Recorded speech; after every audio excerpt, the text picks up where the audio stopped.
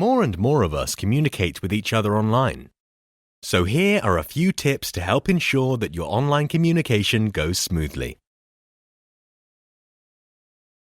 When communicating online, you can't see or hear the person you're talking to, so it's much more difficult to guess their emotions. Aisha's words, "That's great," are clear, but her emotions? She could be genuinely happy Nadia had a good time, but there are no emojis, so is Aisha feeling angry she couldn't make it to the party? Because Aisha and Nadia can't see or hear each other, the real feelings behind the words are much more difficult to guess. Think how your words might be interpreted and consider adding an emoji to the words so it's clear what you're feeling. Note, however, that in more formal settings, emoticons might not be appropriate. And if you've just received a message like the one from Aisha, ask the person to clarify what they mean if you're unsure. On the one hand, abbreviations allow you to communicate more quickly, but they only work if the other person is familiar with them. For example, the other person may not know what PM me means. It would be clearer to say, "Send me a private message." Think about whether the person you're speaking with will know what you mean, and if not, explain the abbreviation.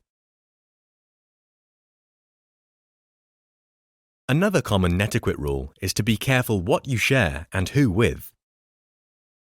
Imagine you've just come back from a day out with a group of friends and their children. You took lots of photos and want to share some to show everyone what a nice day you had. You post some group photos of all the children playing together.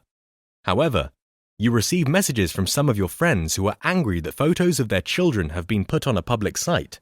So before posting something, consider what you share. If in doubt, check that the other people involved are happy for something to be posted.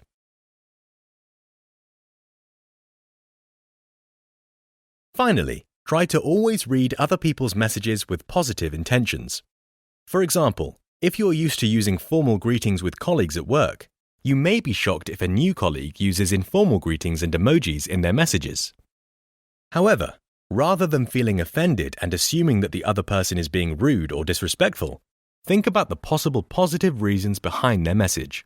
They may be being informal to try to build a relationship with you. Equally, if someone's message is more formal than you would expect, consider that this might be their way of showing respect towards you, rather than a sign of unfriendliness.